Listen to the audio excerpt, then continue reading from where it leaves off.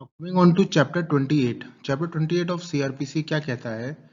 ये टॉपिक है submission of death sentence for confirmation.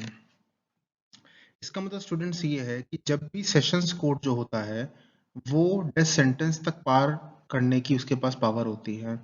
ठीक है, तो जब court of session death sentence award करता है तो वो एग्जीक्यूशन डायरेक्टली नहीं होता है। वो जो ऑर्डर है, कन्विक्शन ऑर्डर है, वो आपका और पूरी प्रोसीडिंग्स जो होती हैं उस पर्टिकुलर केस की सेशन कोर्ट में जो चली हैं वो आपके रिस्पेक्टिव स्टेट के हाई कोर्ट में जाती हैं, हाई कोर्ट में सबमिट होती हैं वो सारी प्रोसीडिंग्स, एंड अकॉर्डिंगली वहीं से कंफर्मेशन लिया जाता है कि डेथ सेंटेंस मेंटेनेबल रहेगी या नहीं रहेगी, as the case may be. Okay, तो आइए हम लोग पढ़ते हैं डिटेल में सेक्शन 366। सेक्शन 366 बात करता है sentence of death to be submitted by court of session. Death sentence when passed by the court of session, proceedings to be submitted to the high court, sentence to be executed when confirmed by the high court. अगर high court confirm कर देता है कि हाँ ये death sentence maintainable है, सारी चीजें सही हैं, तो पर्टिकुलर केस में डेथ सेंटेंस अवॉर्ड कर दी जाती है after confirmation from the high court. Court passing a death sentence shall commit convicted person in jail custody under warrant.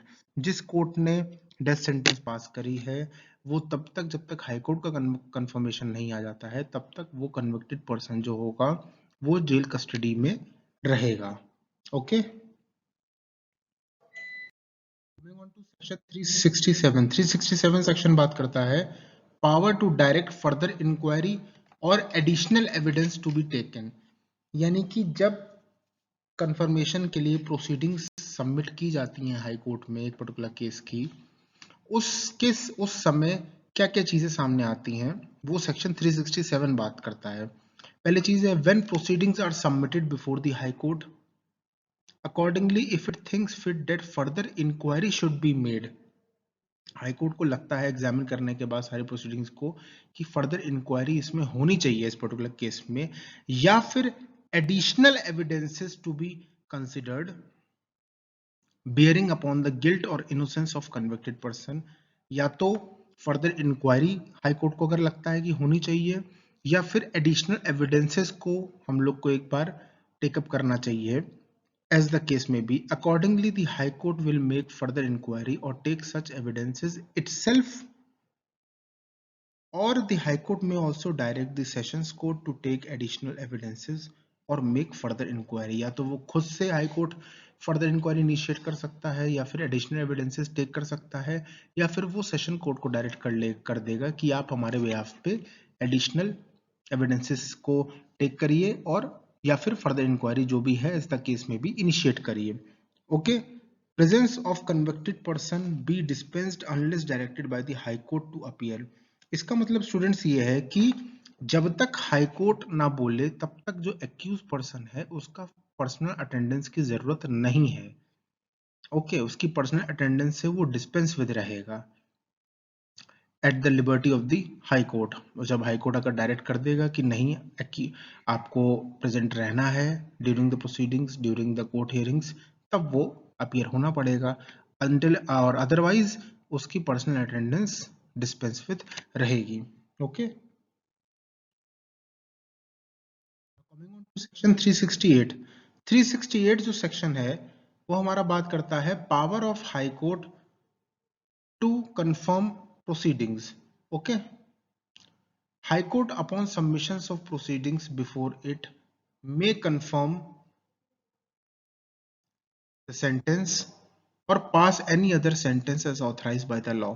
यानी कि high court upon submission of proceedings, जब भी high court के पास proceedings आएंगी, सबमिट की जाएंगी by the sessions court in a particular case जहां पे डेथ सेंटेंस देखा जाएगा कि मेंटेनेबल है कि नहीं है, तो हाई कोर्ट दो चीजें क्या करेगा, या तो वो कंफर्म कर देगा सेंटेंस को कि हाँ सब चीज ठीक है, आप डेथ सेंटेंस से प्रोसीड कर सकते हैं, या फिर कोई और अदर सेंटेंस पास कर देगा उसी केस में as authorise by the law.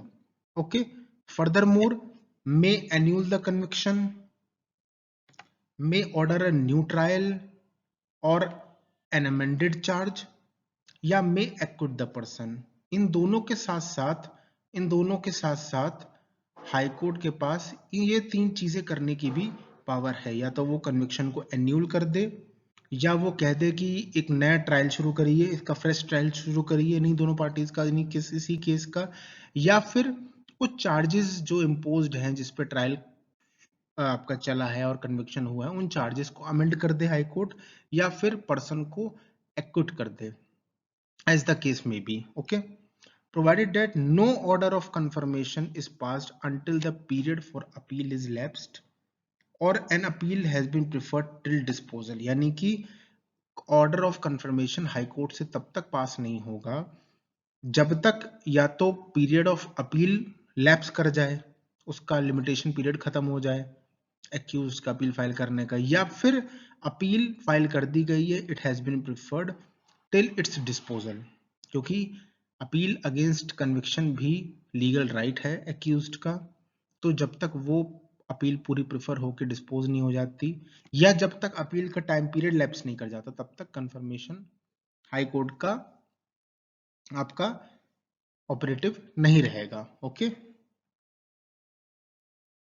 Coming on to section 369।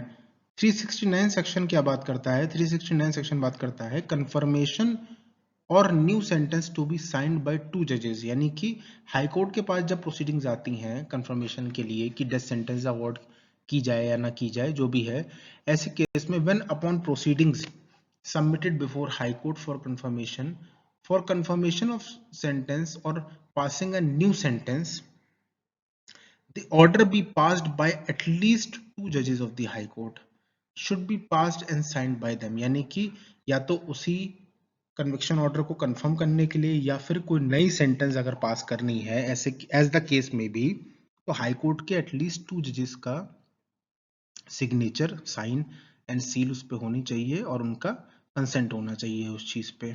Okay, now coming on to section 371। 371 बात करता है procedure in cases submitted to high court for confirmation. क्या प्रोसीजर है?